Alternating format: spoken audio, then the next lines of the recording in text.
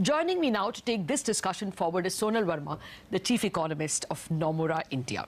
Thank you very much, Sonal, for joining us, and thank you especially for dropping in our studios. Well, first up, growth. There may be a lot of reinterpretation of previous growth years, but the current 5 years have thrown up an average of about 7.5. Do you think that growth has troughed out? Because the last year, FY19, a lot of people don't even think we'll make it to 7%. We don't think it has troughed out. I think over the last 5 years, two things have happened. I think, when you're looking at growth, we need to look at the trend and the cycles. Okay.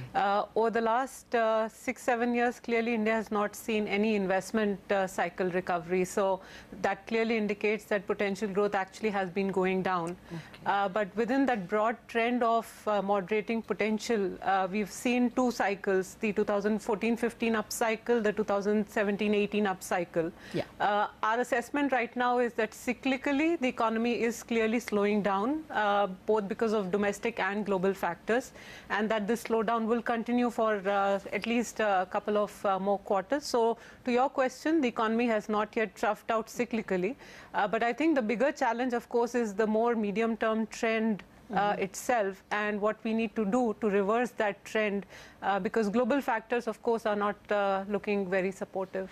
That is exactly what the previous episode of this series indicated. Economists worrying that our potential itself is not much beyond 7. Do you worry that it could be as bad? And of course, this is also coinciding with global growth not picking up. Absolutely. I think, it's always fuzzy, the assessment of potential growth. But I think the clearest evidence would be when you start seeing signs of inflation. And if you look back over the last 5-6 years, every time growth has crossed 7% sustainably, you've started to see core inflation picking up. So that would suggest, that potential is probably around 7% right now. I think the big concern is that globally we seem to be late cycle, and globally we are moving in an environment towards more protectionism.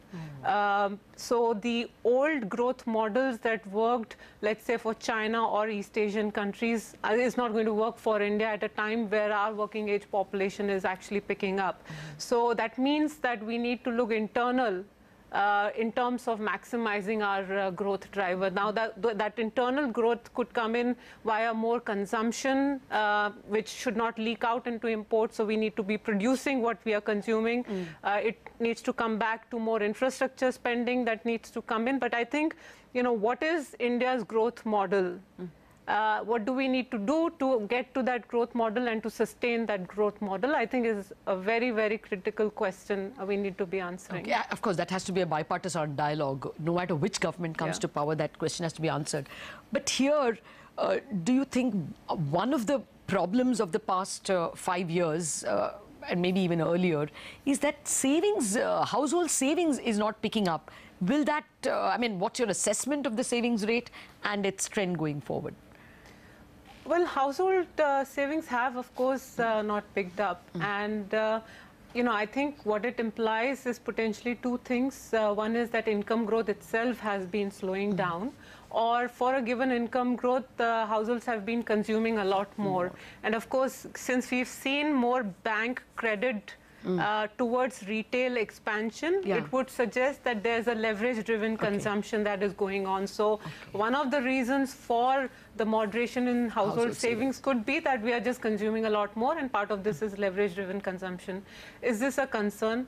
It is a concern because, ultimately to fund our investment cycle, we need the domestic savings. You cannot solely depend on foreign flows to fund our deficit.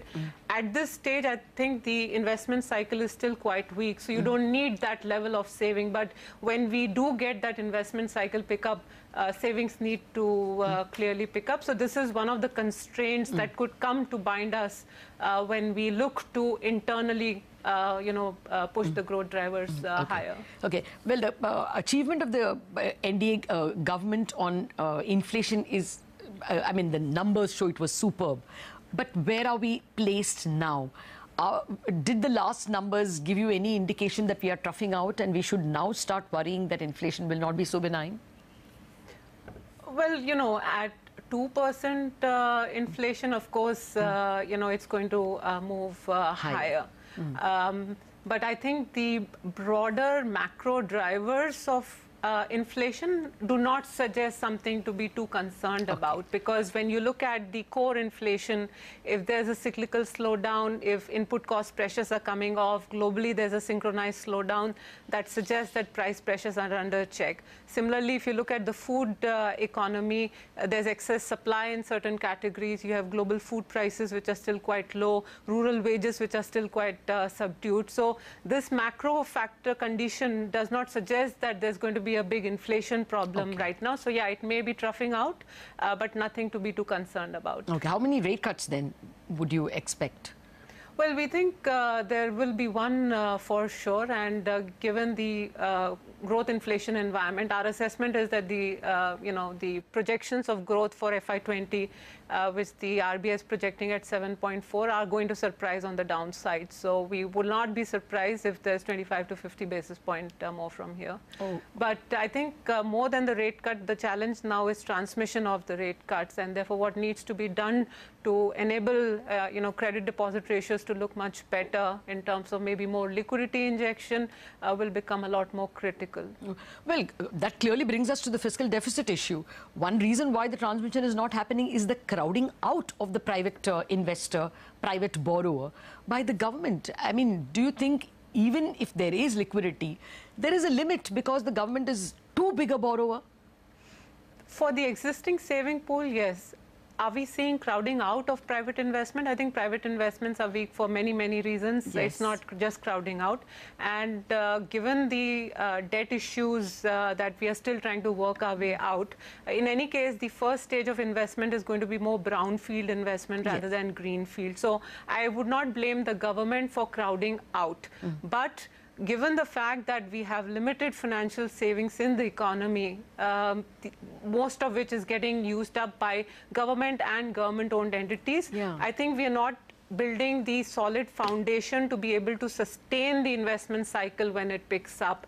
And therefore, you know, over the last 5 years, the government has focused on macro stability, has focused on correcting, you know, some of the issues, bringing in GST, IBC, etc. So the foundations have been set.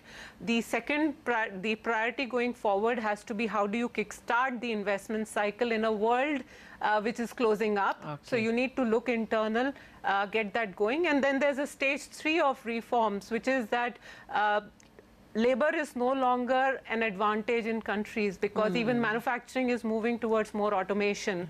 Are you skilling people enough in terms of education, etc., to sustain that much higher? So I think stage 2, stage 3 is where work still needs to be done. Okay, I am coming to that in a minute. That was going to be my last question. But just before that, do you think the way in which, although fiscal deficit is a big achievement of the last 5 years compared to the previous UPA term where fiscal deficit was averaging over 5%, the last year has seen the, you know, a recurring expenditure of about 70 to 75,000 crores purely as farm income transfer.